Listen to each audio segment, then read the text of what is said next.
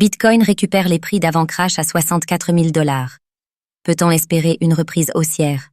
Le Bitcoin retrouve ses niveaux d'avant-crash, atteignant 64 000 $ après une baisse causée par les tensions géopolitiques. Ce rebond annonce-t-il une reprise haussière ou un simple Dead cat bounce? L'évolution des marchés cryptos reste à surveiller de près.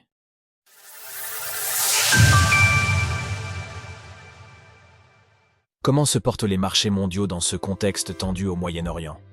Au début de la semaine dernière, les tensions entre l'Iran et Israël semblaient impossibles à apaiser. Après le tir d'environ 200 missiles iraniens sur le territoire israélien, les investisseurs, craignant une escalade du conflit, ont vendu en panique leurs actifs jugés les plus risqués, provoquant une chute des indices comme le S&P 500, le CAC 40 et des crypto-monnaies.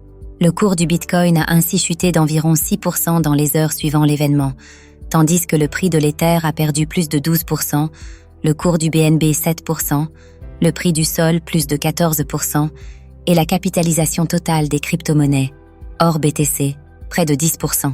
Découvrez notre top 12 des meilleurs portefeuilles pour sécuriser vos BTC en 2024.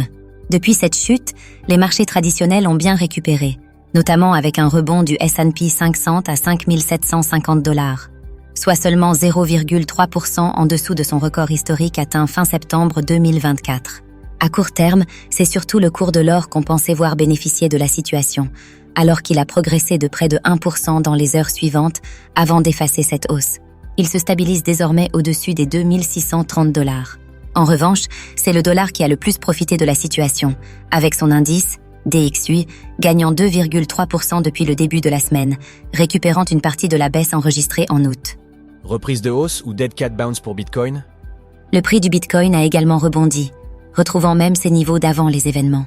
En effet, après être tombé à 60 000 $ le lendemain de l'attaque, il a enregistré une hausse de plus de 6% depuis jeudi dernier et évolue désormais au-dessus des 63 500 $. Cours du Bitcoin contre le dollar.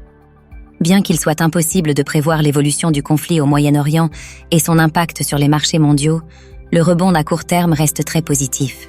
Après être tombé à 53 500 $ début septembre, la récente reprise haussière du Bitcoin suggère une possible continuation de la tendance.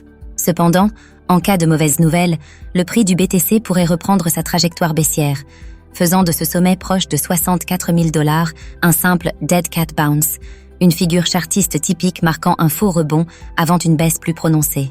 Le reste du marché des crypto-monnaies est plus réservé, à l'image de l'Ether qui reste en baisse de 5% depuis la semaine dernière. Le prix de l'Ether continue de décevoir, sous-performant par rapport au Bitcoin, sans montrer de signes de reprise durable. Alors que le ratio ETH-BTC avait brièvement dépassé 0,04, il a de nouveau franchi ce support psychologique à la baisse, évoluant désormais sous 0,039, marquant un recul de 5,3% depuis la semaine précédente. Retrouvez toutes les actualités crypto sur le site cryptost.fr.